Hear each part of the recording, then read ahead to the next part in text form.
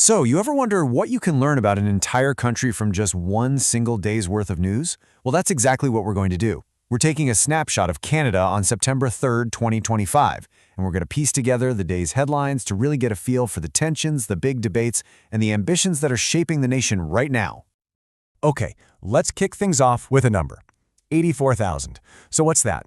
Well, that's how many submissions, comments and ideas that everyday Canadians sent to the government about the 2025 budget.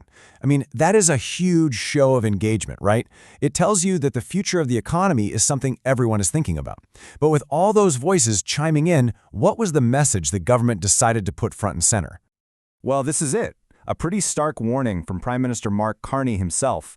This single quote, it really sets the stage for the big economic drama of the day. You've got a whole nation trying to figure out how to pay for its future, while at the same time, the leadership is saying, whoa, we've got to rein in this unsustainable spending. So, to make sense of all this, we're going to break the day down into 4 key areas. We'll start with the economic pulse, then look at the country's engines and exchanges, dive into the cultural conversation, and wrap up with how Canada is building for tomorrow. All right, first up, the economic pulse. We are literally following the money here. From those big government decisions and what the markets are whispering, all the way down to where private capital is actually going.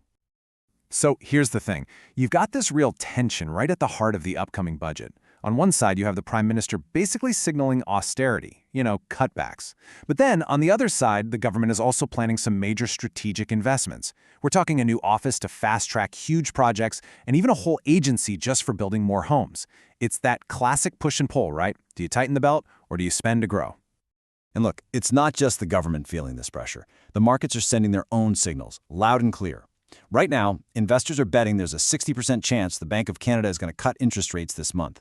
What that really means is they think the economy might need a bit of a boost, which, kind of complicates things when the government is talking about cutting back.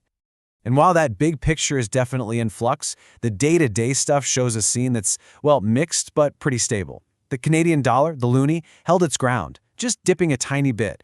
And at the same time, you saw this huge injection of private money into the financial world, with some wealthy individuals snapping up a $700 million stake in Fairstone Bank. So money is still moving. Okay, so that's the money side of things. But what about the actual movement of people, goods, and capital? The physical stuff. Let's take a look at the engines and exchanges that are really the lifeblood of the nation. Get this, 67. That's how many brand new Boeing 737 MAX jets WestJet just ordered. And this is not just some big order. This is the largest single-aisle aircraft order in Canadian history, period. It's a massive, massive bet on the future of travel and a huge expansion for them. But then, on the exact same day, Air Canada goes and does the complete opposite. They just axed their new route between Montreal and Edinburgh after only one season. And this just perfectly captures that theme of contradiction we keep seeing, doesn't it? One airline goes all in with a historic expansion, another one pulls back. It just shows you how incredibly volatile that whole industry is right now. And it wasn't just at the airports. The country's other arteries were buzzing with activity. You had a train derailment causing disruptions out near the BC-Alberta border. Then there's the ongoing trade friction, with Canada challenging a U.S. decision on softwood lumber. But hey, on a more positive note, we saw a pretty big energy milestone. Canada's first LNG export plant just shipped its 10th cargo. So a lot going on. All right, let's shift gears from the movement of goods to the movement of ideas. Now we're going to dive into the cultural conversation. The debates about identity and legacy that are really shaping what it even means to be Canadian in 2025. And one of the biggest stories of the day is coming out of Alberta. A really controversial policy there saw a bunch of classic and modern books. We're talking dystopian novels like The Handmaid's Tale in 1984, plus hundreds of graphic novels just removed from school consideration. And as you can imagine, this sparked a fierce nationwide debate about censorship, about education, and about who gets to decide which stories get told. But wait, the story didn't stop there. After a ton of public backlash, the provincial government actually hit the pause button.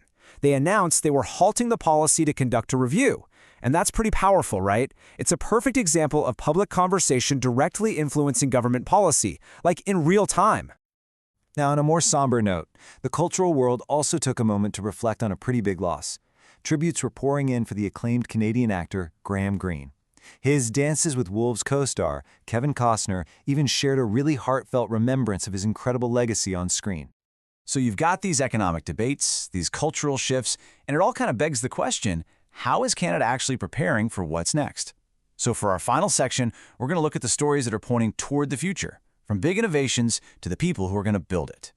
And here's a really significant step forward.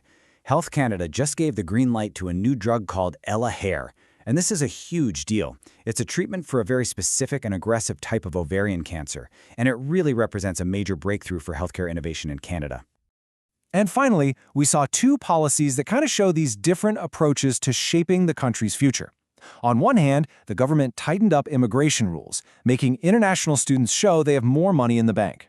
But on the other hand, there was this big push to strengthen national identity from the inside, with an initiative called the Canada Strong Pass leading to a really successful summer for tourism at museums and historic sites right across the country. So what does this one single day actually tell us? Well, we see a nation that's debating cutting back while also betting big on growth. We see an airline industry that's both expanding and contracting at the exact same time, and a culture that's fiercely debating its values while also mourning its icons. It really is a country of contradictions, all of this unfolding in just 24 hours. So that leaves us with one final thought. In this nation of so many competing stories, which one do you think is going to be the one that actually defines its path forward?